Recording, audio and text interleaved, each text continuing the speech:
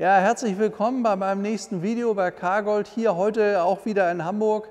Wir haben die letzten Tage einen wunderschönen Lagonda von Park Ward bekommen. Firma, das ist ein Karossier gewesen aus den 30er Jahren, die meistens für Rolls-Royce gearbeitet haben. Es gibt fast nur Park Ward als Rolls-Royce. Und dieser hier ist der einzige Lagonda M45 mit einer originalen Park Ward Karosserie. Das ist eine absolute Rarität. Das ist ein Einzelstück und jetzt schaut euch mal an, was das ein tolles Auto ist. Das ist so richtig aus dem Vollen geschöpft. Firma Lagonda ist ja unter W.O. Bentley seinerzeit weitergeführt worden. Bentley war ja 1932 irgendwie nicht mehr so richtig am Markt aktiv, ist ja von Rolls-Royce damals geschluckt worden und er hat dann letzten Endes diese tollen Autos hier mit kreiert. Das Auto ist übrigens 1933 entwickelt worden und 1934 zugelassen worden. Dann war das Auto mehrere Jahre in England. Und dann ist er später über 40 Jahre in den USA gewesen, bis er dann so von ungefähr circa 20, 25 Jahren zurückgekommen ist hier nach Deutschland, ist restauriert worden. Es ist immer sehr viel Geld in den Wagen gegangen und man hat glücklicherweise darauf geachtet, dass das, was man da investiert, schön original war. Also nicht alles neue Instrumente und hier alles neu und da alles neu. Nein, man hat größtenteils die originalen Materialien behalten und das können wir euch jetzt gleich mal zeigen. Und zwar hier im Interieur. Paul kommt kurz mal runter, der zeigt euch das mal.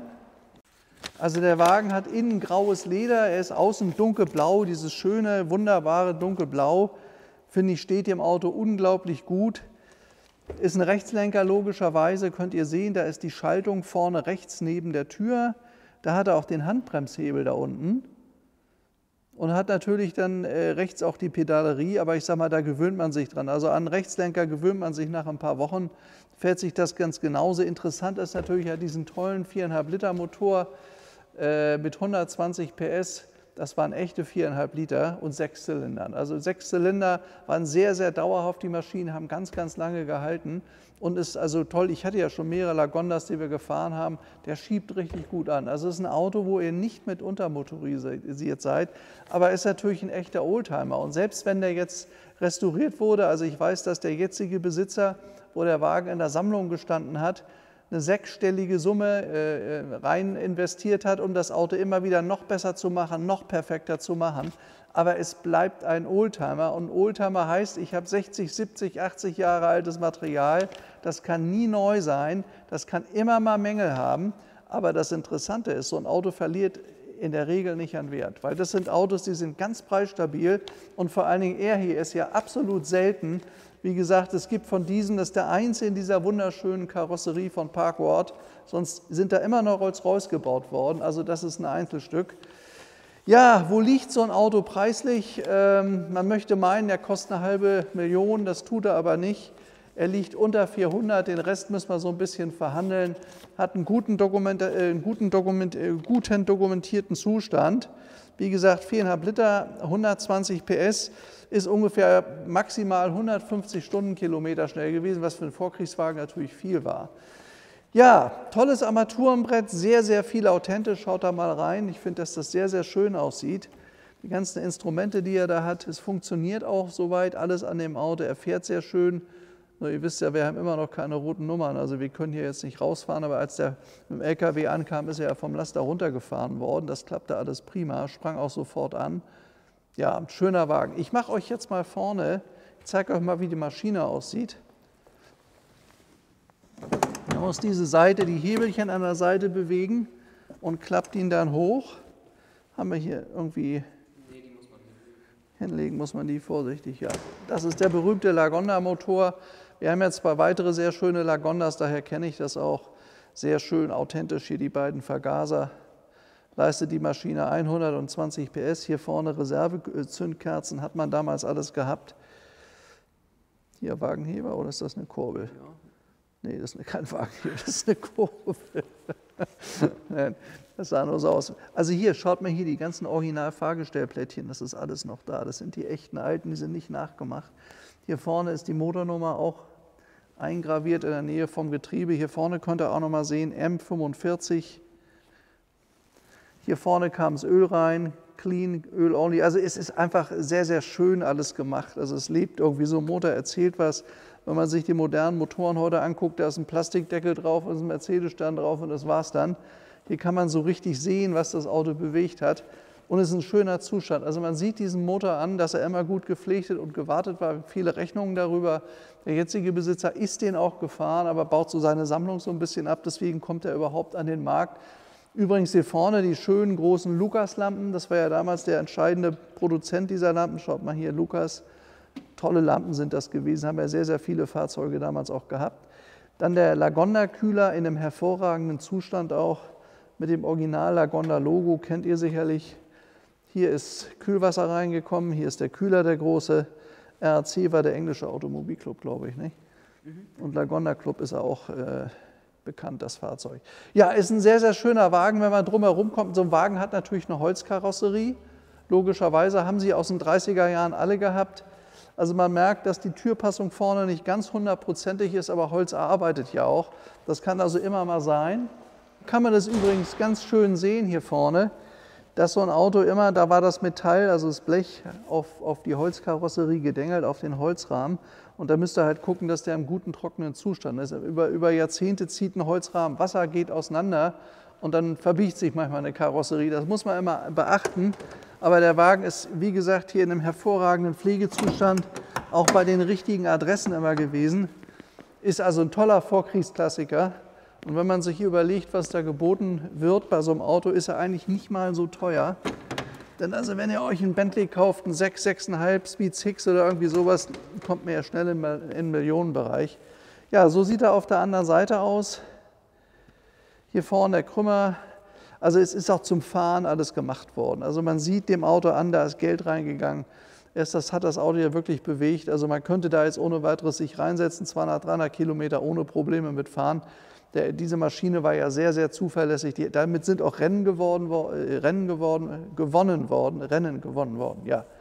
Und ja, alles wunderbar im Wartungszustand.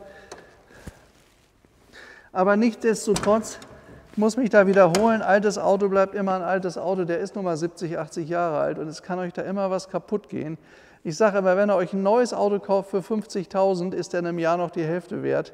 So ein Auto, wenn er dafür 100.000 bezahlt, der hält in der Regel seinen Wert und steigt langsam. Aber ihr habt Unterhaltungs- und Wartungskosten, weil die Teile, die in so einem Auto verbaut sind, sind in der Regel alt und die sind nicht für eine Haltbarkeit von 80 Jahren gebaut. Und wenn man so ein Auto benutzt, dann kann es vorkommen, dass das eine oder andere mal kaputt geht. Also wenn man hier 10.000 bis 20.000 Euro in der Tasche hat, die muss man haben, da hat man eine Riesenfreude und das Geld, was da investiert ist, bleibt auch wirklich erhalten. Normalerweise jedenfalls. Ja, hier vorne könnt ihr die schönen Schalensitze sehen bei dem Auto. Das Auto, ich nehme mal da kann mich da mal reinsetzen. Hier vorne könnt ihr auch sehen, Park Ward, Coachwork London. Die berühmte Firma ist, wie gesagt, der einzige, der dieses Plättchen hat. Die Sitze seinerzeit klassisch gewesen, das ist auch älteres Material, das merkt man. Ob es das ganz alte Originale ist, das weiß ich nicht so ganz genau. Aber sonst Zustand wirklich schön bei dem Auto. Reinsetzen, losfahren. Wenn es mal regnet, Fenster hochkurbeln, war ja ein sehr, sehr schönes, viersitziges Cabriolet, Dach drauf und ist mal auch nicht nass geworden. Ja, ich muss noch mal kurz in meinem Zettelchen gucken. Ja, Chrome-Instrumente, die hat man nur aufgearbeitet, nicht ersetzt, um diesen schönen Charme zu lassen. Das habe ich ja gerade gesagt. Hier vorne seht ihr auch die schönen Speichenfelgen aus der Zeit. Das war damals einfach normal. Er hat auch die richtigen Reifen drauf, Michelin-Reifen. Hier Left, Lagonda, das sind die Verschlussmuttern für die Felgen. Das hier vorne ist der Blinker. Auf der Seite hat es ja später noch beim VW auch gegeben. Er hatte das auch schon, ist in den 30er Jahren erfunden worden. Ja, und hat ein schwarzes Verdeck, wie ihr hier sehen könnt. Viel noch mit altem originalen Holz dabei. Also das Auto hat Charme, weil er sich aus Details befindet, die alt schon waren, die hat man aufgearbeitet, wieder verbaut. Es ist natürlich altes Material, aber wisst ihr, wenn ihr so ein Auto euch restauriert kauft und es glänzt alles, dann macht man sich ja gar nicht reinsetzen. Also das ist das, was ich finde, ein Auto muss alt sein, das muss diesen Charakter haben und das tut er hier auf jeden Fall. Und dadurch, dass es ein Einzelstück ist, ist das ein ganz besonderer Wagen. Da könnt ihr toll mit unterwegs sein, ihr könnt Leute mitnehmen, ihr könnt Gepäck mitnehmen. Ein absolut spannendes Auto. Und ich sage mal, alles, was er unter 400 kostet, verhandeln wir hier. Also sicherlich interessant. Bei uns gibt es auch in Hamburg einen guten Kaffee. Ich freue mich immer, wenn er mich besucht. Der Wagen steht jetzt in Hamburg. direkt am Flughafenweg beim Wieger. Also ich meine, ich habe jetzt so alles gesagt, was wichtig war. Wie gesagt, in den 50er Jahren ist der Wagen nach Amerika gekommen, da war er 40 Jahre, dann nach Deutschland. Dann ist er im Moment sogar in einem Museum gewesen, das habe ich ganz vergessen, und hat dann Ende des Jahrtausends eine umfangreiche Restaurierung erhalten. Und der jetzige Besitzer hat auch einen sechsstelligen Betrag investiert. Also insgesamt wirklich ein richtig schöner Klassiker. Das Auto verbraucht natürlich Benzin, nette Öffnung hier vorne, schöne Entriegelung hier vorne mit Tankdeckel, da ging es hinten rein. Hat einen relativ großen Tank von 80 Litern und hinten ein großer Kofferraum, wo man sehr viel Gepäck auch mitnehmen konnte. Alles möglich mit diesem Oldtimer. Ja, soviel zu unserem Lagonda M45. Wenn ihr mehr wissen wollt, entweder steht viel bei uns auf der Homepage, wir machen auch mal schöne Fotos von den Autos, oder ruft mich selber an, Stefan Luftschütz, irgendwo kriegt er mich immer. Ich pendel ja, mal bin ich in München, mal bin ich hier, also Rosenheim kennt ihr ja. Er hier steht in Hamburg, ist ein Hamburger Auto, auch eine Hamburger Farbe. Ich freue mich schon auf die nächsten Filme mit euch, dass ihr da wieder dabei seid. Und ich habe ja gerade gestern haben wir hier den ersten Film hochgefahren und hatten schon wieder nach ein paar Stunden 4000 Aufrufe. Also es ist echt ein Kompliment von euch, dass wir so weitermachen sollen, dass es euch Spaß macht. Das merke ich auch und das werden wir auch tun. Also bis das nächste Mal. Alles Gute, euer Stefan Luftschütz. Macht's gut. Ciao.